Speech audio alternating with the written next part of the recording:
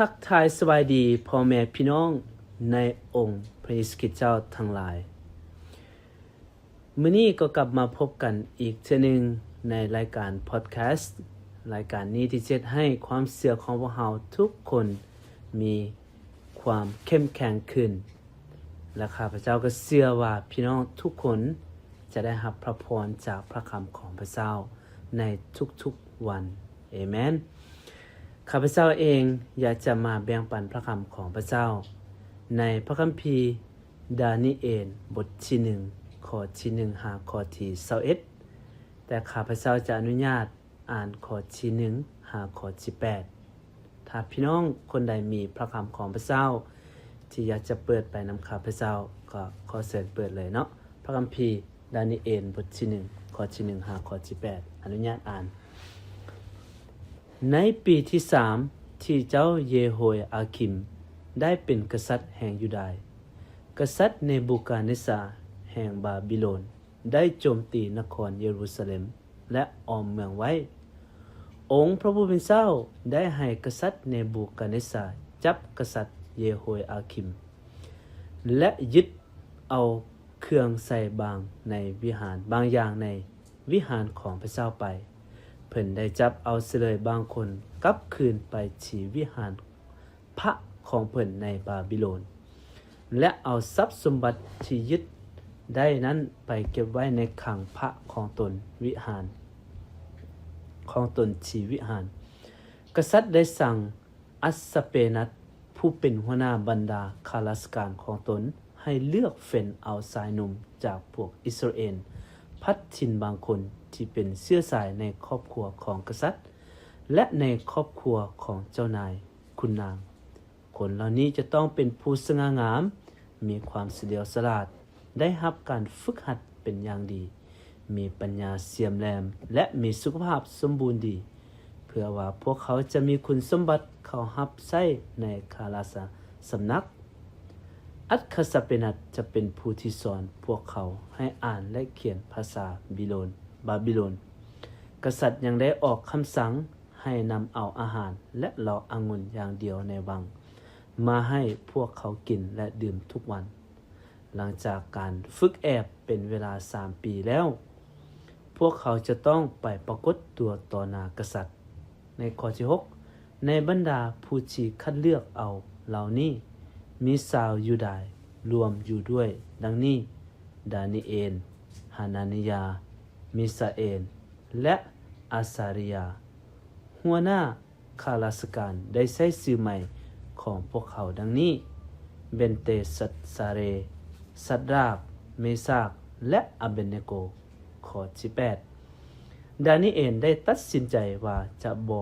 ให้ตนเองเป็นมลทินย้อนกินอาหารเหล่าองุ่นจากราชสำนักดังนั้นเราจึงขอห้องให้อัสเปนัสช่วยเหลือตนเอเมนนี่คือพระคำของพระเจ้าที่มาถึงพวกเราในเสาร์วันนี้ข้าพเจ้าอยากที่จะเว้าในหัวข้อที่ว่าความสัตย์ซื่อในดินแดนที่แตกต่างความสัตย์ซื่อในดินแดนที่แตกต่างถ้าพี่น้องเมื่อเฮาอ่านพระคำของพระเจ้าในตอนนี้เฮาจะเห็นว่ามันเป็นเรื่องราวของสายคนหนึ่งและกับหมู่เพื่อนของเราชื่อว่าดานิเอลซึ่งเป็นสายคนหนึ่งที่เป็นชนชาติอิสราเอลซึ่งเป็นเพียงอายุได้แต่15 ปีและพร้อมด้วยหมู่ของเราที่ถูกเนรเทศที่ถูกจับไปเป็นเสลยไปเมืองบาบิโลนซึ่งเมืองบาบิโลนนี้เป็นเมืองที่ต่างถิ่นต่างแดนบาบิโลนเป็นเมืองที่พวกเขาจะต้องไปวัฒนธรรมใหม่ความเชื่อใหม่และไปเจอผู้คนใหม่และพวกเขาก็ถูกให้เนรเทศออกไปรับใช้กษัตริย์ในกาบูเนซาอยู่ในหันพวกเขาต้องได้เรียนภาษาใหม่ถูกสั่งสอนถูกสอนให้มีความเชื่อใหม่หรือวิถีชีวิตการเป็นอยู่ใหม่นั่นคือให้เขาถูกสอนให้ลืมความเชื่อลืมพระเจ้ายาเวห์ที่พวกเขาเชื่อ เฮาจะเห็นอยู่ในที่นี้และพี่น้องเฮาจะเห็นในชีวิตของดานิเอลกับหมู่ของเราที่ไปอยู่ที่นั่นและทุกสิ่งทุกอย่างเป็นสิ่งที่ใหม่สำหรับเราเพราะว่าดานิเอลเป็นชนชาติอิสราเอลที่เชื่อพระเจ้าและไปอยู่กับผู้คนที่บ่ได้เชื่อพระเจ้าคำถามของข้าพเจ้าก็คือว่าเมื่อดานิเอลไปอยู่กับสังคมหรือโลกที่ว่าบ่เชื่อพระเจ้าเราได้ยึดมั่นกับพระเจ้าแนวใดเราได้มีความสัตย์ซื่อกับพระเจ้าแนวใดในชีวิตของเราข้าพเจ้ามี2อย่างที่จะให้กับพี่น้องในเช้าวันนี้เมื่อชีวิตของดานิเอลไปอยู่กับสังคมหรือกับผู้คนที่บ่ได้เชื่อกับพระเจ้าเราจะเห็นชีวิตของเรา1เรายืนหยัดในความสัตย์ซื่อของเรากับพระเจ้าเรายังยึดมั่นในความสัตย์ซื่อระหว่างเรากับพระเจ้าอยู่ในข้อที่8พี่น้องจะเห็นดานิเอลได้ตัดสินใจว่าจะบ่ให้ตนเองเป็นมลทินย้อนกินอาหารและเหล้าองุ่นจากราชาสำนักดังนั้นเราจึงข้อห้องให้อัสเปนัสช่วยเหลือตนพี่น้องเราจะเห็นชัดเจนว่าดานิเอลมีความยึดมั่นตั้งใจแน่นเหนียวแน่นในความสัตย์ซื่อของตัวเองกับพระเจ้าเราจะบ่ยอมกินอาหารที่ถวายเครื่องบูชาให้กับพระที่พระเจ้านมัสการอยู่เป็นเด็ดขาดเราจะบ่ให้ตัวเองเป็นมลทินด้วยอาหารที่เป็นอาหารที่ถวายเครื่องบูชาให้กับสิ่งอื่นๆดานิเอลพร้อมด้วยกับหมู่เราเขาเจ้าเลือกที่จะสัตย์ซื่อกับพระเจ้าหลายกว่าความสบายใจของพวกเขาอันนั้นเราจะเห็นว่าชีวิตของเขาเจ้ามีความสัตย์ซื่อต่อพระเจ้าแม้ว่าผู้คนเขาเจ้าจะให้เขาเจ้ากินอาหารเหล่านี้มันเป็นมลทินแต่เขาเจ้ายังสืบต่อที่จะยึดมั่นในความสัตย์ซื่อกับพระเจ้าพี่น้องคำถามและชีวิตของเราเด้เมื่อเราออกไปนอกเมื่อเราเจอกับผู้คนที่เขาเจ้าบ่ได้เชื่อพระเจ้าหรือเราไปเฮ็ดเวียกบ่ที่เขาเจ้าบ่ได้รู้จักกับพระเจ้าเขาจะมีความสัตย์ซื่อเขาจะมีความเชื่อยึดมั่นในพระเจ้าอยู่บ่เหมือนกับดานิเอลนี่คือสิ่งที่เขาจะเห็นในชีวิตของดานิเอลพี่น้องในหลายครั้งเขาอาจจะเจอกับผู้คนบนเฮ็ดเวียกที่เขาเจ้าบ่ได้เชื่อพระเจ้าแต่ข้าพเจ้าอยากจะหนุนใจพวกเขาในมื้อนี้ให้เขาที่จะยึดมั่นในความสัตย์ซื่อของเขากับพระเจ้าถ้าพี่น้องอ่านไปอยู่ในข้อที่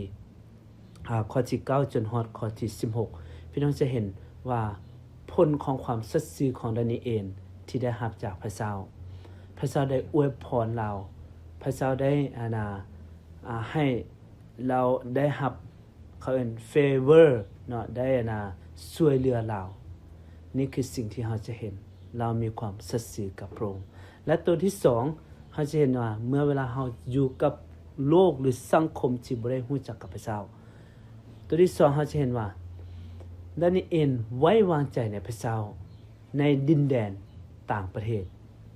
ข้อที่17หาข้อที่21ถ้าพี่น้องอ่านไปพี่น้องจะเห็นเนาะเพื่อว่าข้าพเจ้าจะได้บ่เสียเวลาเราจะเห็นว่าถึงแม้ว่าพวกเขาจะถูกเนรเทศออกไปต่างถิ่นต่างแดนแต่เราจะเห็นว่าพระเจ้าทรงอยู่กับพวกเขาพระเจ้าเป็นผู้ที่รับผิดชอบในชีวิตของพวกเขาดานิเอลและพร้อมด้วยกับหมู่เราบ่แม่นกษัตริย์เนบูคัดเนซัรที่ว่ารับผิดชอบชีวิตของพวกเขาแต่เป็นความสัตย์ซื่อของพวกเขาที่พระเจ้าได้อวยพรและได้ให้สติปัญญาแก่พวกเขาด้วยดังนั้นคือมื้อนี้พี่น้องข้าพเจ้าเองอยากที่จะถามพี่น้องในเมื่อเวลาที่เราออกไปนอกหรือไปเฮ็ดเวียกหรือไปสร้างสรรค์กับหมู่คู่อาจจะเจอกับผู้คนที่เขาเจ้าบ่ได้เชื่อพระเจ้าแต่ข้าพเจ้าอยากจะหนุนใจพวกเราให้พวกเราที่จะยึดมั่นในความสัตย์ซื่อของเรากับพระเจ้า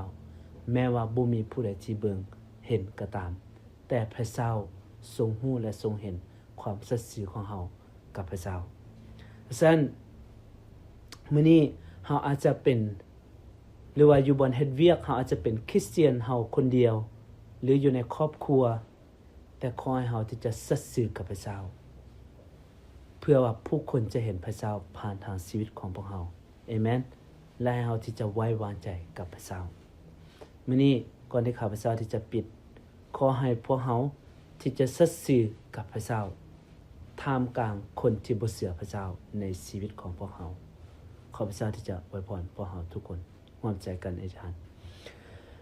พระเจ้าบิดาพระลูกสรรเสริญแด่พระองค์ขอบใจที่พระเจ้าได้มอบความเชื่อให้กับพระลูกที่พระลูกจะยึดมั่นและสัตย์ซื่อกับพระองค์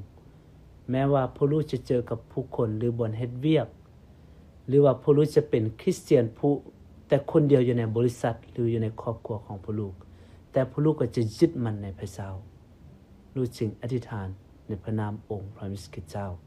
อาเมนอาเมนอาเมนขอพระเจ้าที่จะอวยพรพี่น้องทุกคน